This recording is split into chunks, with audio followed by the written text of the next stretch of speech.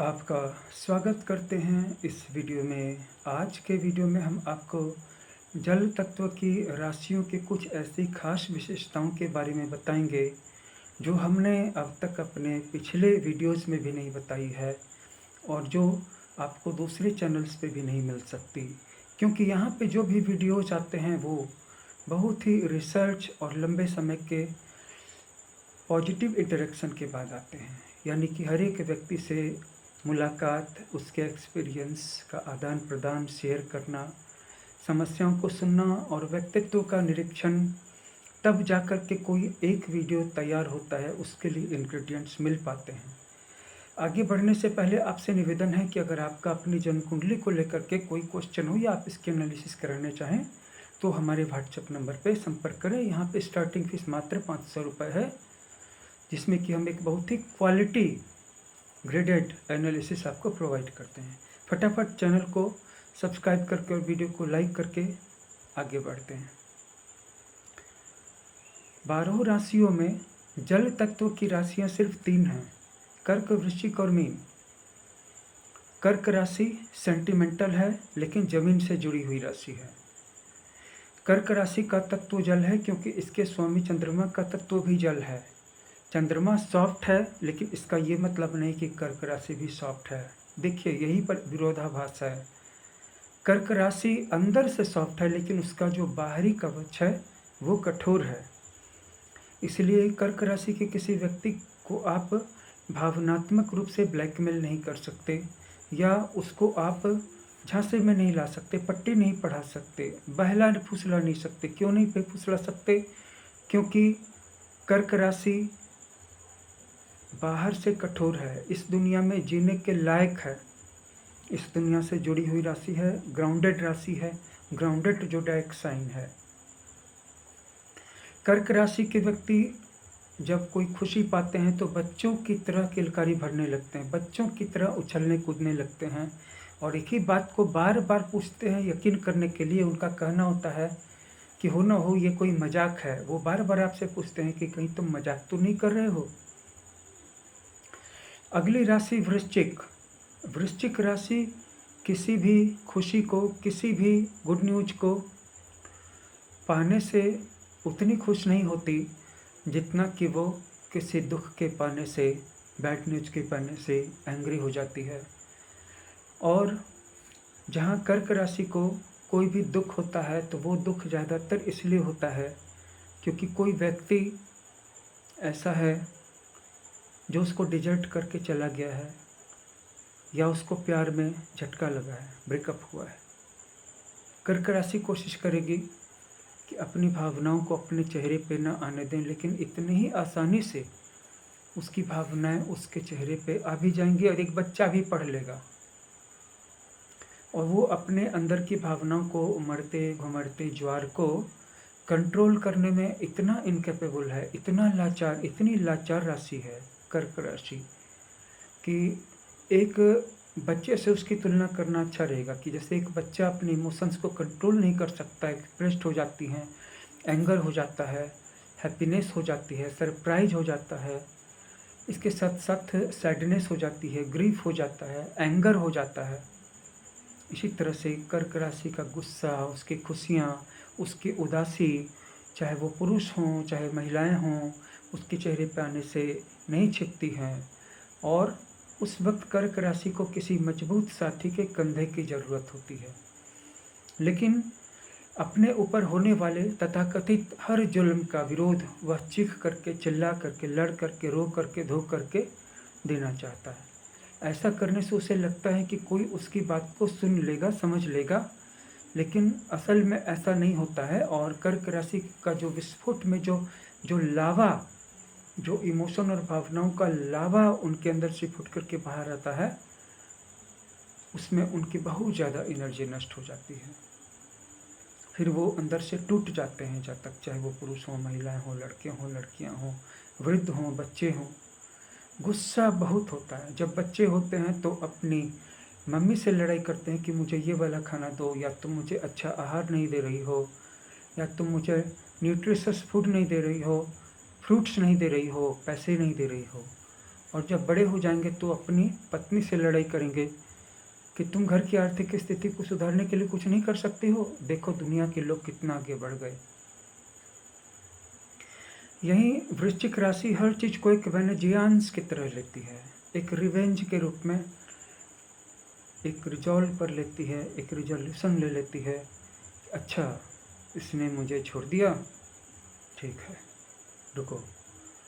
अगर किसी ने प्रेम संबंधों में उनको छोड़ने की, डिजर्ट करने की गलती की, भूल की, तो उसका बदला वो सबसे पहले नया जीवन साथी, नया प्रेमी या नई प्रेमिका चुन करके लेंगे और फिर उससे बदला लेंगे।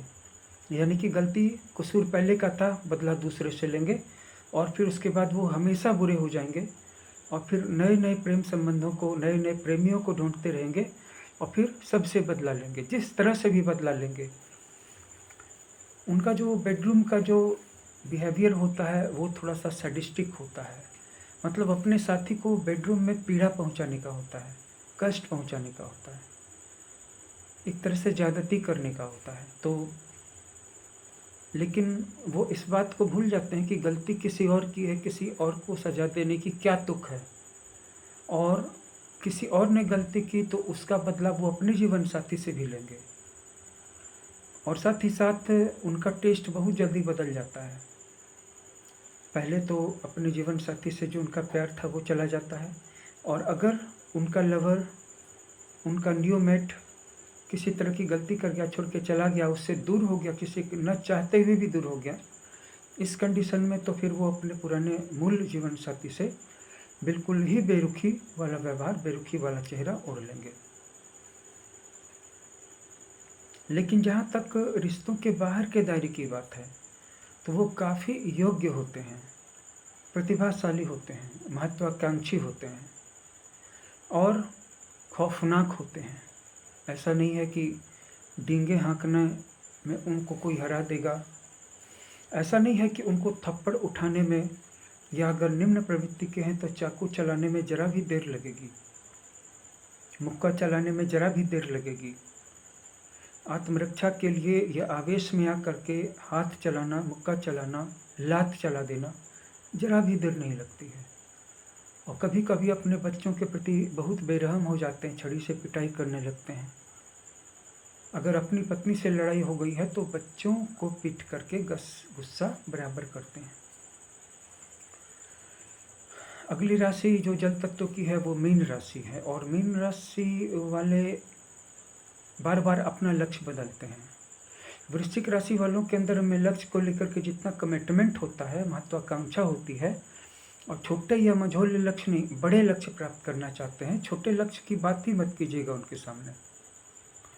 वहीं मीन राशियां वर्तमान के थोड़े से सुख में संतुष्ट हो जाती हैं। बड़ा लक्ष्य क्या, एक मंझोला लक्ष्य भी नहीं, छोटे से जीवन स्तर से संतोष कर लेती हैं। बस उनको 2-3 चीज़ें मिल जाए, अच्छा खासा फूड, अच्छा खासा अच्छी खासी बुक्स, और थोड़ा सा म्यूजिक, और एक अच्छा सा बिछावन आराम करने के लिए। इसके बाद वो म्यूजिक को कान में लगा करके, हेडफोन में, ईयरफोन में लगा करके सो जाएंगे, फिर सोए रह जाएंगे, सुनते सुनते सो जाएंगे। 12-14 घंटे से कम का उनका शिफ्ट नहीं होता है सोने का, सोने में बड़ी मेहनत करते हैं। सोने की बीमारी कर्क राशि में भी है, लेकिन अनिवार्य रूप से सब में नहीं है। लेकिन बहुत सारे, अधिकांश मीन राशि के जातक जो हैं, खास करके जब उनका मूलांक भी वाटरी हो जाए, जैसे कि नेपच्यूनियन हो जाए, लूनाटिक हो जाए, जैसे 2 या 7 मूलांक हो जाए, और उधर उनकी मीन राशि भी हो जाए, सूर्य भी मीन राशि में हो जाए, लग्न भी मीन या कर्क का हो जाए, या लग्न में चंद्रमा बैठ जाए, तो बहुत लंबी नींद लेते हैं। उसके बाद उठने के बाद फिर जब स्नान वगैरह करके, भोजन वगैरह तैयार करके, खाना खाते खाते फिर थक जाते, क्योंकि नहाने में आदमी थकता है कि नहीं भाई, ब्रश करने में कुछ एनर्जी वेस्ट होती है कि नहीं, कैलोरी जलती है कि नहीं, फिर भोजन किया है बैठ करके, इसके बाद काफ़ी ज़्यादा थक जाते हैं। तो देखा जाए तो 16 से 18 घंटे तक की भी नींद लेते देखे गए हैं। और ज़्यादा अगर परेशानी हो जाए, समस्या का सामना नहीं कर पा रहे हैं, तो मैंने कुछ मीन राशि के जातकों को 3 दिन 3 रात लगातार सोते देखा है, और वो भी कैसी जगहों पे जहाँ पे इसकी कल्पना भी नहीं की जा सकती। दूसरी बात कि उनको शांति चाहिए। अगर जरा सा भी आर्थिक असुरक्षा का एहसास हो गया, बस उनका असंतुलन शुरू हो गया।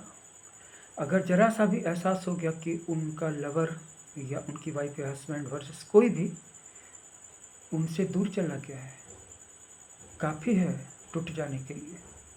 इमोशनली टूट जाएंगे, लेकिन रिवेंज नहीं लेंगे। रिवेंज लेने की बात इनके दिमाग में नहीं है, क्योंकि 2-3 दिन गुस्सा रहते हैं, फिर माफ़ कर देते हैं, फिर सोचते हैं कि मेरी जो भूल हो गई है मैं इसके लिए माफ़ी मांग लूँ। लेकिन इसका ये मतलब नहीं कि माफ़ी मांगने की भावना भी स्थायी, फिर 2-4 दिन बाद गुस्सा भी बहुत हो जाएंगे। लेकिन अगर लग्न में मंगल हो या त्रिसडाय भाव में राहु हो, तो फिर ये बदला लेने के लिए कुछ दूरी तक जा सकते हैं। कर्क राशि वाले षड्यंत्र नहीं करते हैं। कर्क राशि वाले तुरंत लड़ करके वसूल कर लेते हैं, मुंह से बोल करके, गरज करके, गाली गलौज की भाषा की ज़रूरत पड़े तो वो भी सही, हाँ मारपीट करने की ज़रूरत पड़े तो वो भी सही। लेकिन मीन राशि वाले क्योंकि मारपीट नहीं कर सकते, बहुत कम लोग हैं जो मारपीट कर सकते हैं, ज़्यादा समय तक इनका शरीर लड़ने के लिए तैयार नहीं होता है। बीच में कुछ समय के लिए तैयार हो जाए, हमेशा के लिए वो ताकत, वो फुर्ती, वो एग्रेसिवनेस रहती नहीं है। तो जाहिर सी बात है कि शैतानी तरीके से बदला लेने की बात दिमाग में आ जाएगी।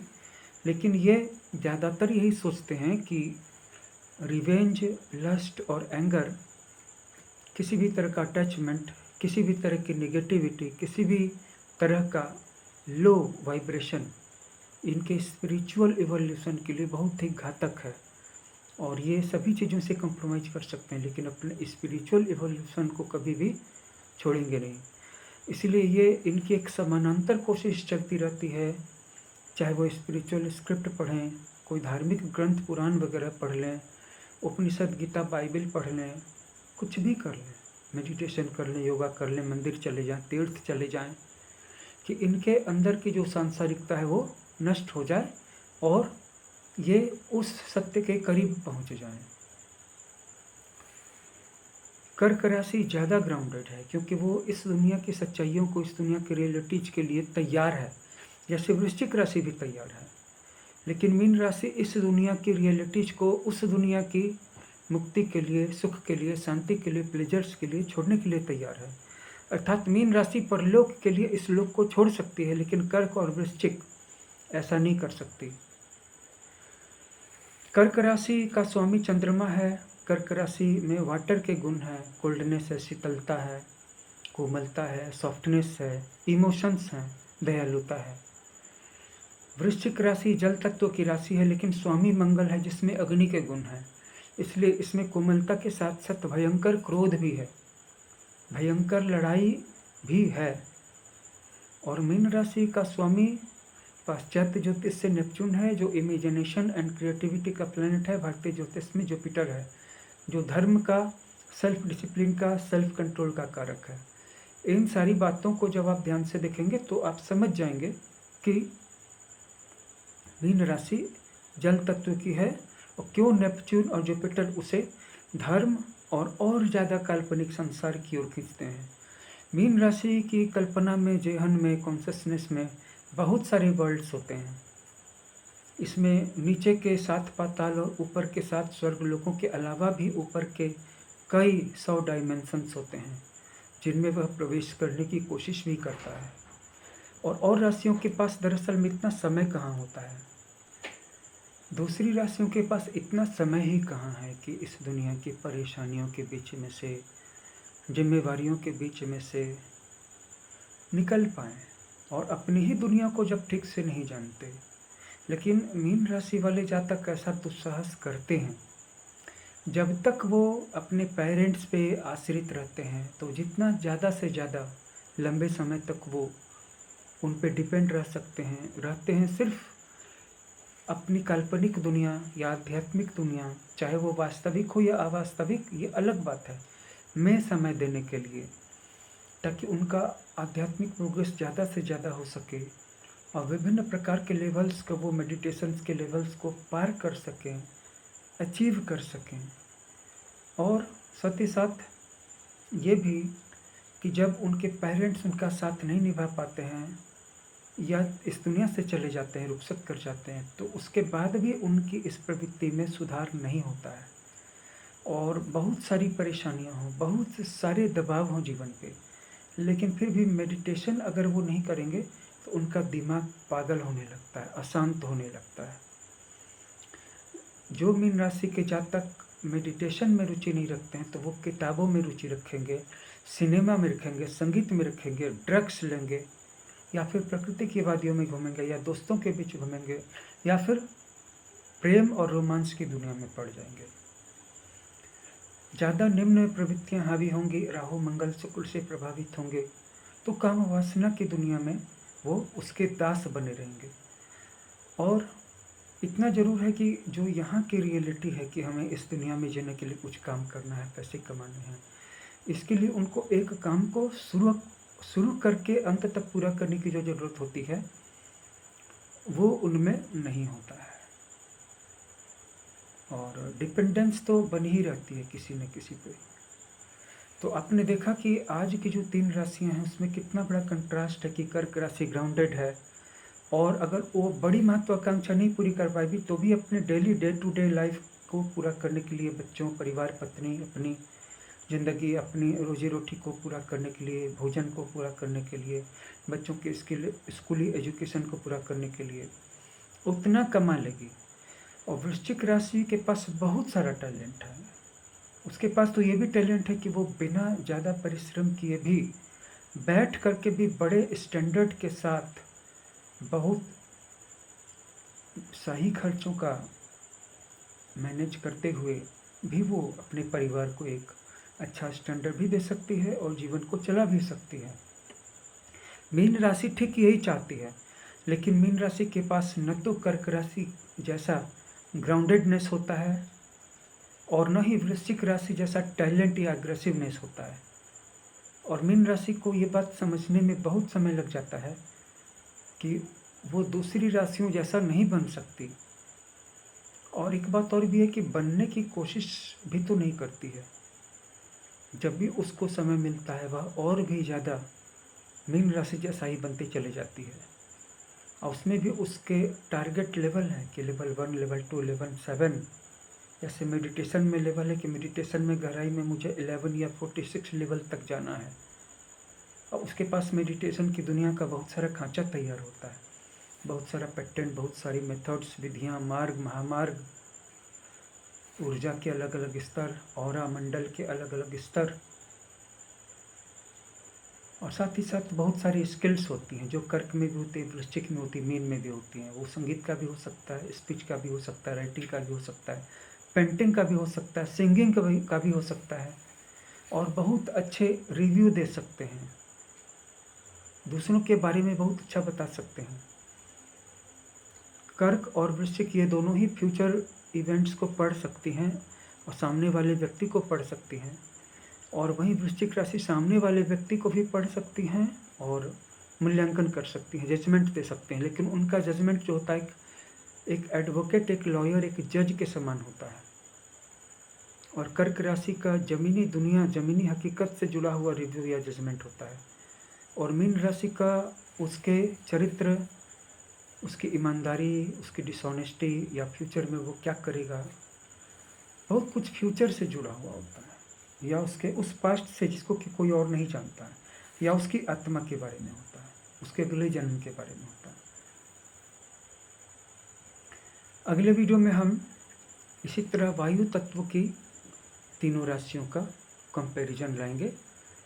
मिथुन, तुला और कुंभ, इन तीनों राशियों को जानेंगे आप और ऐसी चीज़ों के परिप्रेक्ष्य में जानेंगे जो परिप्रेक्ष्य आपको दूसरे वीडियोज या बुक्स में जल्दी नहीं मिलता है, क्योंकि इस चैनल पे जो भी चीज़ लाई जाती है उसके पीछे लंबा गहरा रिसर्च होता है, लोगों के साथ रिसर्च इंटरेक्शन होता है। और वो चीज़ जो है, जैसे कि हमने किसी से बात की, मान लीजिए कि वो वायु तत्व का है, मिथुन, तुला या कुंभ राशि का है, तो उससे बातें करके, उससे सवाल करके बहुत सारी चीज़ें उसके बारे में इकट्ठा कर लीं। तब जा कर के एक वीडियो के लिए कुछ इंग्रीडिएंट्स, कुछ मसाला तैयार होता है।